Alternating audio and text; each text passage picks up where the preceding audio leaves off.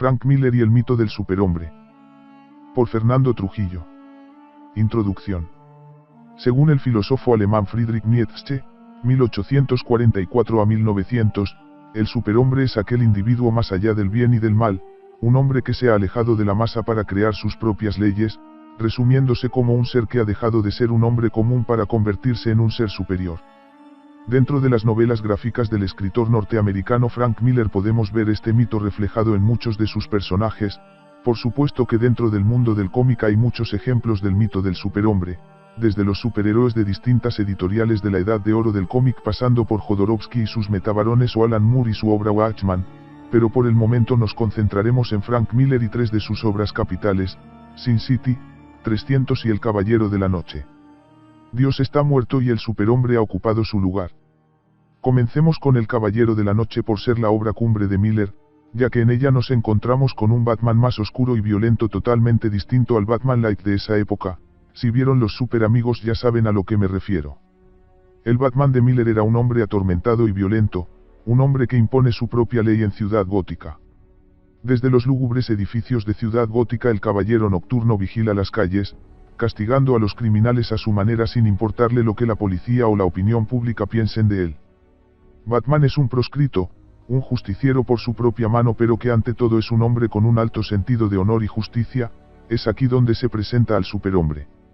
Batman crea sus propias leyes, se rebela contra la masa, contra el mediocre y corrupto sistema, es un hombre incomprensible para todos, un superhombre, y es aquí donde se diferencia de su contraparte de Metrópolis quien a pesar de autonombrarse superhombre es en realidad un parte de la masa. Sobre este punto, Batman es la respuesta antagónica a Superman, pues el mensaje de este último es pseudo-comunista y de esperanza para todos, ya que Superman es de origen campesino y humilde cuyo principal enemigo es Lex Luthor, un poderoso industrial. Los oprimidos se rebelan contra los poderosos, mientras Batman conlleva un mensaje jerárquico, puesto que él es un aristócrata. Ensalza al individuo por sobre las masas, al representar el tope de la perfección humana.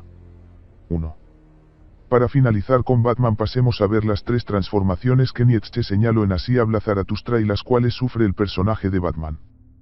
Primero, tras la muerte de sus padres el pequeño Bruce encuentra con la figura del camello un simbolismo que representa la sumisión, el alma que lleva las grandes cargas y sufrimientos con resignación. Segundo, al iniciar su entrenamiento, Bruce adopta sin saberlo la forma del león, un camello revelado que impone su voluntad frente a las adversidades, destruyendo sus anteriores cargas. Finalmente el león debe convertirse simbólicamente en niño, esto es un ser capaz de crear sus propios valores, de vivir para sí mismo y empezar de nuevo sin que la moral colectiva o del rebaño lo afecte. 2. Ahora, pasemos a Sin City. Aquí se nos presenta una ciudad corrupta, viciada e hipócrita, un mundo poblado por borregos idiotizados por el sistema. En este mundo sobresalen tres variantes del superhombres, Marv, Dwight y Artigan. Tres personajes diferentes, un mismo héroe. El primero protagonista de la primera historia de Sin City, bautizada como el Duro Adiós, es un Conan moderno como su autor lo define, un bárbaro que jurando venganza sobre el cadáver de su amada Gouldy, una prostituta que le ofreció cariño y amor, se embarca en una sangrienta odisea enfrentándose a la ley y a la sociedad hasta cumplir con su juramento cumpliendo la máxima de Nietzsche: un acto de amor va más allá del bien y el mal, expuesta en su obra Más allá del bien y del mal. Marv aniquila a todo el que se cruce en su camino, torturándolos para calmar su ira y su sed de venganza. Al final, en una escena cumbre, asesina de manera espantosa al cardenal Rourke, el superhombre mata a Dios. Por todo ello, es condenado por una sociedad borreguil que lo considera un monstruo y termina pagándolo con su vida al ser enviado a la silla eléctrica. Dwight, por otro lado, es un hombre común y corriente que se ve envuelto en una intriga pasional, cuando es traicionado por su amante, que casi lo mata a tiros. Dwight es salvado por Marv y las prostitutas de la parte vieja de la ciudad de las cuales se volverá un amigo. Dwight en ese momento cambia su apariencia tras ser desfigurado por su pérfida amante, su apariencia cambia completamente como un renacimiento, de un hombre común a un superhombre. Acusado por la policía del asesinato del esposo de su amante, Dwight al igual que Marv se involucra en una sangrienta cruzada hasta completar su venganza, pero a diferencia del anterior él escapa volviéndose un proscrito.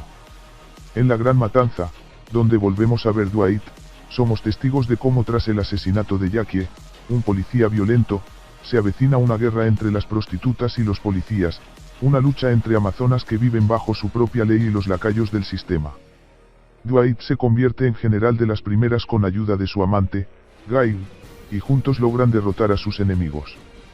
Esta es otra variante del superhombre, el cual deja de ser un bárbaro para convertirse en un líder, luchando contra el sistema y sus injusticias. Artigan, protagonista de la historia titulada Ese bastardo amarillo, es un policía honesto que tras salvar a una niña, Nancy Callahan, de las garras de un repugnante pederasta al que le aplica la golpiza de su vida, es traicionado por el sistema en el que cree, puesto que el pederasta es hijo de un importante senador, de la familia Rourke, y por ello es encerrado acusado de los crímenes de este. Artigan es el superhombre incomprendido por una sociedad idiotizada por el gobierno y los medios de comunicación, que injustamente lo presentan como un monstruo. Tras ser liberado después de muchos años, se enfrenta otra vez con el pederasta Junior Rourke, ahora físicamente convertido en un monstruo hediondo. Para resaltar más su maldad, el amarillo como dato era un color que simbolizaba a la decadencia en el siglo XIX, el cual desea vengarse del policía que lo destrozó físicamente y de la niña que escapó de su perversidad. Pero, tras acabar con él, comete suicidio para salvar otra vez a esa pequeña niña ahora convertida en una sensual mujer de la persecución del corrupto sistema. En los 300, el superhombre es Leónidas, rey de Esparta, un hombre que ama a su pueblo y a su esposa, un guerrero fiero y honorable que se ve enfrentado contra el imperio persa y su rey Jerjes, lo opuesto a Leónidas, con ningún apoyo a su favor, desde el parlamento espartano hasta los viejos sacerdotes, que son tentados por las riquezas ofrecidas por Jerjes. Entonces, Leónidas se alza con un puñado de guerreros para enfrentarse con los invasores.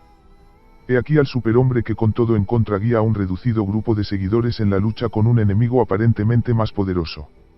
La voluntad es la única arma a favor en un mundo hostil. Al igual que Batman, Leónidas es un aristócrata.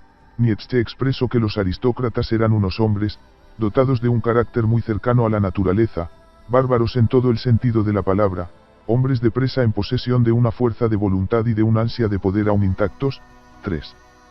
Con esto Nietzsche nos dice que el ser aristócrata no quiere decir ser un junior que vive para comprar autos de lujo o estar todas las noches de antro en antro. Ser aristócrata es ser un guerrero. En las historias de Millar, tanto los aristócratas de sangre como Batman o Leónidas, así como los aristócratas de espíritu como los protagonistas de Sin City, son individuos bárbaros, de voluntades enérgicas, que se alzan contra un mundo vil y podrido gobernado por un sistema hipócrita para crear su propia ley, todos ellos regidos por un código de honor indestructible, todos ellos una raza de héroes los cuales crean su propia moral, honor, valor, fidelidad, entre otros, frente a la moral de los plebeyos y los resentidos. Pasemos a los villanos de dichas obras, que serían la representación de la moral de los plebeyos que acabo de mencionar. Lo primero, Nietzsche califica de plebeyos, o esclavos, a aquellos que repudian todo lo que es puro y hermoso, pero ante todo que desprecian a los aristócratas y lo que su moral conlleva. Villanos como Joker o Dos Caras en Batman, la familia Rourke en Sin City o Jerjes en 300 son representaciones de una sociedad enferma y cada vez más inhumana, una sociedad que tras los valores de tolerancia, humildad y caridad esconde un rostro vil y sádico que devora todo lo que sea opuesto a ella. Moral de los esclavos, una sociedad de dos caras como el popular enemigo de Batman y lo que vendría siendo su arquetipo.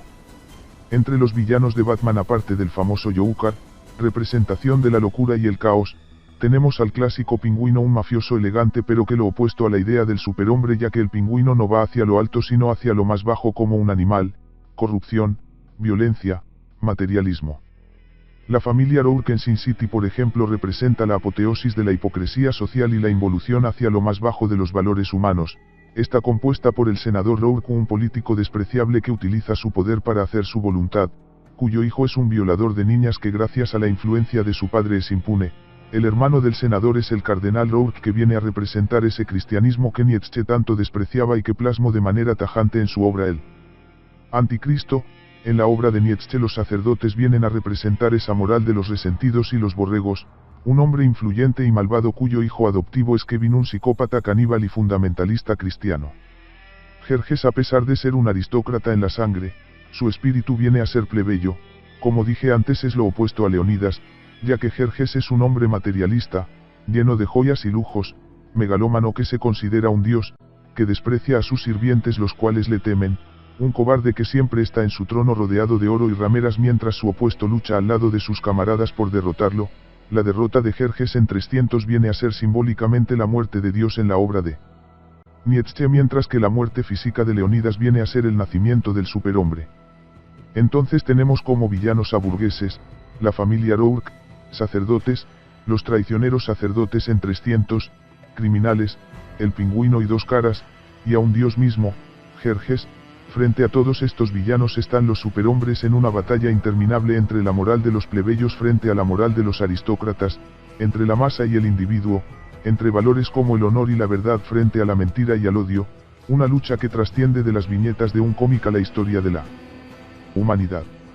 Y la lucha se seguirá repitiendo como un eterno retorno, todo lo que muere renace y todo lo que renace tiene que morir. Como vemos, Frank Miller nos presenta una serie de historias llenas de violencia, tragedia y desolación, pero también nos relata historias con personajes que lejos de todos sus defectos son personajes con coraje, voluntad, heroísmo y un alto sentido del honor. Pueden ser perdedores como Marv, reyes como Leónidas o vengadores como Batman, pero en todos ellos está el superhombre de Nietzsche, aquel que se alza contra el mundo como un dios en sí mismo.